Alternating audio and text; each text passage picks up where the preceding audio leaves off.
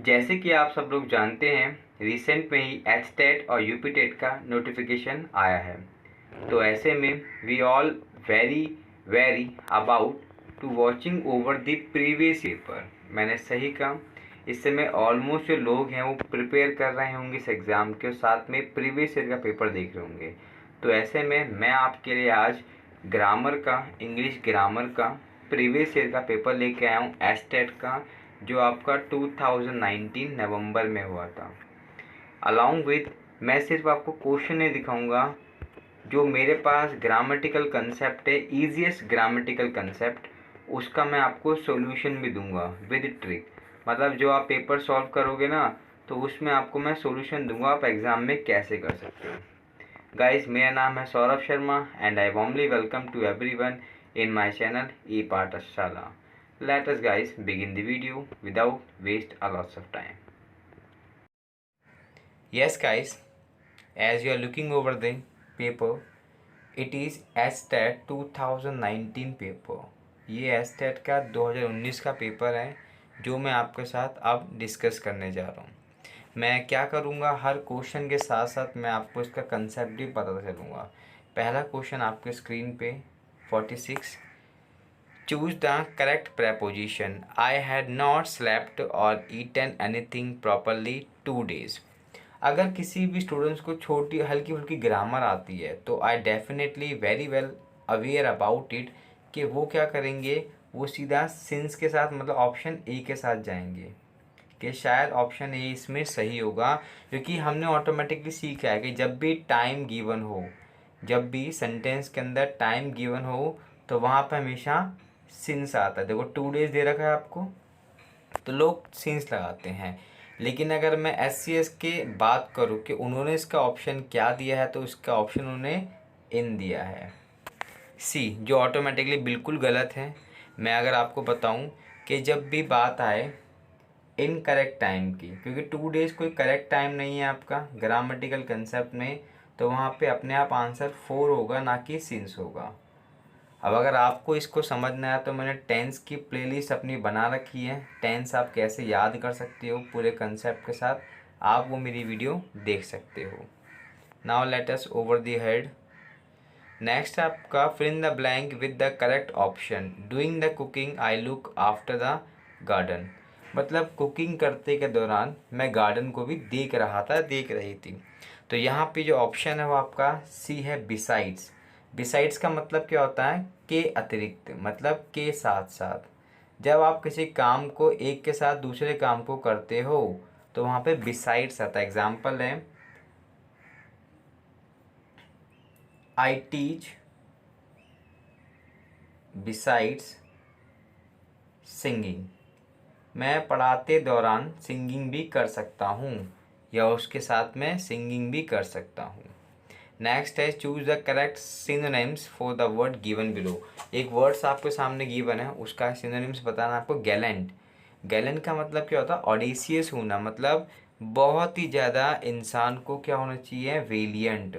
इसका एंटोनिम्स होगा फियरफुल, डर से भर रहना। जबकि गैलेंट एक्चुअल में हम आर्मी के लिए यूज़ करते हैं, that army mans are gallant, मतलब वो कभी किसी डरते नहीं हैं। They have no phobia about the demise, उन्हें मरने का डर नहीं होता, तभी हमारा देश सिक्योर भी है। तो इसका आंसर क्या होगा गाइस, 48 का ए आंसर है। Choose the correct option for the underline words. Our parents have raise us to be a good citizen. हमारे माता पिता ने हमें क्या करा है, एक अच्छा नागरिक बनाने की कोशिश करी है। तो यहाँ पे जो आंसर है आपका ब्राउट अप होगा। जबकि रेस का आंसर की मीनिंग क्या होता है, उठाना या उठना। आई रेज माई वॉइस, मैंने अपनी वॉइस को उठाया है फ्रंट ऑफ द लीडर्स।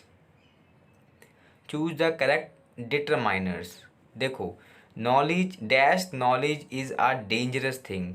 अब यहाँ पे ध्यान से समझना, डिटरमाइनर्स में बेसिकली हम क्या आर्टिकल द ए का यूज़ करते हैं। जब भी किसी सेंटेंस में आपके खाली लिटिल वर्ड आए, तो लिटिल वर्ड का मीनिंग क्या होता है आपको ये समझना पड़ेगा। इसका मतलब अपने आप में नेगेटिव होता है।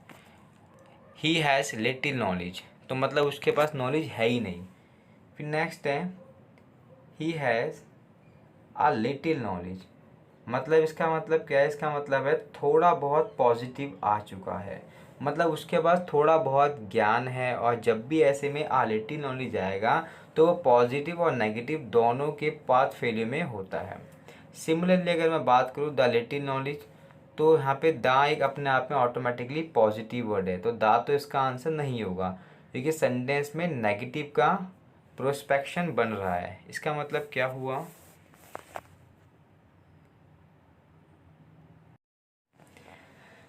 चलिए दोस्तों अब हम देखते हैं अपना question number 50। Dash knowledge is a dangerous thing, यहाँ पे आपको डिटरमाइनर्स का यूज़ करना है। याद रखना एक वर्ड यहाँ पे बेसिकली जो आपको कॉमन वर्ड दिया वो दिया लिटिल। अगर मैं इसको एलिमिनेशन के मेथड से यूज़ करूँ, अगर मैंने वर्ड यूज़ करा लिटिल, लिटिल अपने आप में क्या एक नेगेटिव वर्ड है। से सीता हैज़ लिटिल नॉलेज, मतलब उसके पास नॉलेज बिल्कुल भी नहीं है, इस बात को याद रखना। मैंने कहा Sita has uh little knowledge, मतलब इसका क्या है, ये वर्ड जो है ना आपका ये एक पॉजिटिव वर्ड होता है। जबकि मैं अगर बात करूँ द लिटिल नॉलेज की या द लिटिल की, तो इसका मतलब क्या है, ये अपने आप पे अबंडेंस ऑफ वर्ड है, कंप्लीट एक सेंटेंस का मीनिंग दे रहा है। लेकिन सेंटेंस में नेगेटिव का प्रोस्पेक्शन ज़्यादा बन रहा है। मैं आपको पढ़ के दिखा देता हूँ। Dash knowledge is dangerous thing, मतलब थोड़ी सी नॉलेज हमेशा खतरनाक होती है। तो ये तो एलिमिनेशन के अकॉर्डिंग इसका और इसका यूज़ नहीं होगा, तो आंसर क्या होगा आपका सी। ठीक है, नेक्स्ट है did you not about the word Atlas. देखो अब यहाँ पे जो एक वर्ड यूज़ करा है आपको बस इतना देखना डिड क्या है। डिड एक पास्ट इंडेफिनिट की सेकंड फॉर्म है, और जब भी सेकंड फॉर्म का यूज़ होता है तो वहाँ पे ऑटोमेटिकली आगे वर्ब की फर्स्ट फॉर्म का यूज़ किया जाएगा। इसका मतलब इसका आंसर क्या होगा, सी इसका आंसर होगा। अगर आपको ये समझ नहीं आ रहा है कि डिड कैसे क्या होता है, तो आप मेरा इस वीडियो को देख सकते हो प्लेलिस्ट में टेंस की, ताकि और कॉन्सेप्ट आपको और स्ट्रॉन्ग हो जाए। Choose the correct passive construction for the sentence given we visited the zoo of the Jaipur last Sunday. देखो आपको ना इसका मैं ट्रिक बताता हूँ। जहाँ पे वी आएगा ना उसका आपको क्या करना है, अस यूज़ करना है, बस पहला पॉइंट। और उससे पहले आपको बाय यूज़ करना है। अब आते हैं एलिमिनेशन मेथड में। Zoo of Jaipur were visited by us on last Sunday, was by us on last Sunday, zoo of Jaipur on last Sunday. देखो we were visited the zoo of Jaipur on last Sunday, इसका मतलब क्या, मैंने आपको बताया था जो सब्जेक्ट होगा वी वो हमेशा आपका अस के रूप में यूज़ होगा, और सबसे इम्पॉर्टेंट चीज़ वो हमेशा लास्ट में यूज़ होगा आपका। अब देखो यहाँ पे लास्ट में कहाँ कहाँ पर है, जू ऑफ जयपुर वर विजिटेड। देखो जयपुर क्या है और जू क्या एक सिंगुलर सब्जेक्ट है, तो वर तो नहीं आएगा, मतलब पहला ऑप्शन जो है आपका कट गया है। यहाँ पे आएगा आंसर तो आपका ऑटोमेटिकली वॉज ही आएगा। ठीक है, और last Sunday the zoo of Jaipur was visited by अस। ठीक है, वी वर विजिटेड, सी भी इसका आंसर नहीं है, क्योंकि मैंने क्या बताया था आपको, जो सब्जेक्ट है ना आपका वी वो लास्ट में चला जाएगा। अब देखो यहाँ पे लास्ट में कहाँ पर है, on last Sunday the zoo of Jaipur was visited by अस, इसका आंसर बी होगा। बीइंग का यूज़ नहीं किया जाएगा। ये है आपका टेंस का। अगर मैं आपको एक चीज़ और इसमें बताना चाहूँ तो वो ये है कि जब भी सेंटेंस पास्ट इंडेफिनिट में बनता है, अब ये उनके लिए जिनका ग्रामर अच्छा है, बेसिक थोड़ा कंसेप्ट क्लियर है, तो पास्ट इंडेफिनिट आपका हमेशा वॉज और वर में कन्वर्ट होगा। मैंने वही पैटर्न यहाँ पे यूज़ करा, इसे हम इंग्लिश में बोलते हैं एलिमिनेशन मेथड। हमें ज़्यादा टाइम नहीं मिलता तो हम एलिमिनेट करते हैं ऐसे ऑप्शंस को। Now guys let us go through. मैं अगर आपके साथ सामने डिस्कस करूँ क्वेश्चन नंबर 53, तो यहाँ पे थोड़ा बहुत ना कैटास्ट्रॉफ हो रखा है मेरे ओपिनियन में और एस्टेट के ओपिनियन में। ऑप्शन क्या है, देखो पहले क्वेश्चन पढ़ते हैं। Cooking is his hobby, cooking एक हॉबी है, तो यहाँ पे जो आपका आंसर है वो क्या है, वर्ब, मतलब ए आपका आंसर है। ए कैसे है, किसी भी सब्जेक्ट के एक्शन को हम वर्ब बोलते हैं। जैसे मैं अभी आपको पढ़ा रहा हूँ, आप मुझसे ग्रामर के कंसेप्ट पढ़ रहे हो, तो ये सब क्या है, टीचिंग, कुकिंग, प्लेइंग, लेटिंग गोज, मतलब ये पर्टिकुलर वर्ड जो होते हैं जहाँ पे किसी सब्जेक्ट के एक्शन को, काम को दर्शाया जा रहा है। कैसे बच्चा सो रहा है तो स्लीपिंग कर रहा है, मैं टीचिंग कर रहा हूँ आपको अभी, आप समझ रहे हो, आप अंडरस्टैंडिंग कर रहे हो, किसी काम को करना आपका वर्ब कहलाता, मतलब इसका आंसर ए है। Choose the word which is the spelled correctly, तो इसका आंसर स्पेलिंग के अकॉर्डिंग इसका आंसर डी है।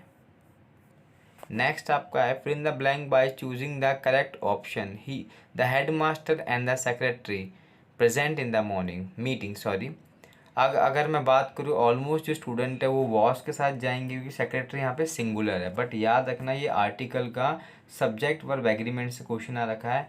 रिमेंबर, जब भी दो सब्जेक्ट हो और उनके साथ आर्टिकल सेम यूज़ हो, देखो यहाँ पे भी दा है और यहाँ पे भी दा है, तो इसका मतलब जो इसकी वर्ब होगी वो कौन सी होगी, प्लूरल होगी, तो यहाँ पे आपका वॉज आंसर है। आई होप सो आपको क्लियर हो चुका होगा। जब भी एक सेंटेंस में दो सब्जेक्ट हों और दो दो आर्टिकल का यूज़ किया जाए तो वहाँ पे आपकी हेल्पिंग वर्ब हमेशा आपकी प्लूरली यूज़ की जाती है। नेक्स्ट है choose the most appropriate indirect speech. The teacher said to Hari why did you not do your homework. ये आपका कहाँ से क्वेश्चन आया, आपका इनडायरेक्ट स्पीच से आया है। देखो आपको समझना क्या है, पहले समझो इनडायरेक्ट स्पीच करने का पैटर्न। अगर सेंटेंस के लास्ट में क्वेश्चन मार्क आए तो इसका मतलब क्या है, वहाँ पे सेड नहीं आएगा, वहाँ पे आस्क आएगा। और मैंने आपको बताया था जो आपका पैसिव वॉइस हो गया और आपका हो गया स्पीच, इनडायरेक्ट स्पीच जिसको हम बोलते हैं, ये मैं एलिमिनेशन मेथड से करूँगा। अब देखो यहाँ पे आस्क कहाँ कहाँ लिखा पड़ा है, टीचर आस्क हरी, चलो एक ए ऑप्शन आस्क हो गया। अब देखो सी में सेड लिखा पड़ा है और डी में भी सेड लिखा पड़ा है, इसका मतलब क्या है, इसका आंसर या तो ए होगा या फिर क्या होगा आपका बी। ठीक है, अब आगे बात करते हैं। पहला क्वेश्चन क्लियर है। नेक्स्ट पॉइंट क्या है, अगर सेंटेंस में WH फैमिली का यूज़ किया जाए तो वहाँ पे क्या होगा, हमेशा आपका याद रखना WH family plus subject plus verb का ऑप्शन होगा। तो यहाँ पे जो आंसर है वो आपका क्या है, बी आंसर है। ऑलमोस्ट स्टूडेंट क्या करेंगे, इसका आंसर ए प्रेफरेंस करेंगे, बट वो गलत है। The teacher ask Hari why he had not done his homework the previous day. I hope so clear, इसका आंसर गाइज आपका बी होगा। यस गाइस, अब मैं आपके सामने लास्ट रिमेनिंग 4 पॉइंट बचे हैं, क्वेश्चन बचे हैं, क्योंकि इसमें टोटल 15 क्वेश्चन आते हैं आपके एचटेट में हमेशा। ठीक है, 15 क्वेश्चन इंग्लिश के, 15 आपके हिंदी के। बैंकरप्ट, बैंकरप्ट में दिवालिया होता है। हु कैन नॉट पे हिज डेब्ट टू द बैंक, जो बैंक अपना कर्जा चुका ना सके, इसका आपको एंटोनिम्स पता करना, मतलब इसका आपको विलोम शब्द, तो इसका आंसर डी होगा। सॉल्वेंट का मतलब होता है बहुत अमीर होना। नेक्स्ट है I paid the bill dash cash, तो यहाँ पे क्या आएगा आपका इन कैश आएगा, ए आंसर इसका है। मैंने अपना जो बिल पे करा वो कैश में करा था। Some people sky better than others, sky का मतलब क्या, ski sorry, some people dash ski better than other. Ski का मतलब होता है जो बर्फ़ में आप कहते हैं ना पेडिस्ट्रियन करते हैं, उसे बोलते हैं स्की करना। तो यहाँ पे जो आंसर होगा, कुछ लोग दूसरों से बेहतर तरीके से स्की कर सकते हैं, तो इसका आंसर बी आपका ऑप्शन होगा, कैन आएगा, क्योंकि यहाँ पे आपका ऑक्सिलरी वर्ब का यूज़ किया जाएगा कैन का, मस्ट कुड शुड का यूज़ नहीं होगा।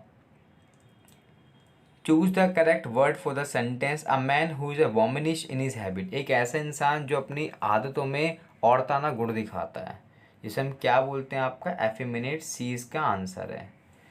मैं उम्मीद करूँगा दोस्तों आपको ये मेरा वीडियो पसंद आया होगा। अगर पसंद आया हो और आप ऐसे वीडियो और चाहते हो तो please don't forget like this video, share this video with your friends also. और अगर वीडियो पसंद आया तो प्लीज़ पहली बार चैनल पे आए हो तो don't forget subscribe to my channel. Guys बहुत जल्दी मैं आपके साथ और कंसेप्ट में मिलूँगा, तब तक के लिए good bye and take care and thank you very much.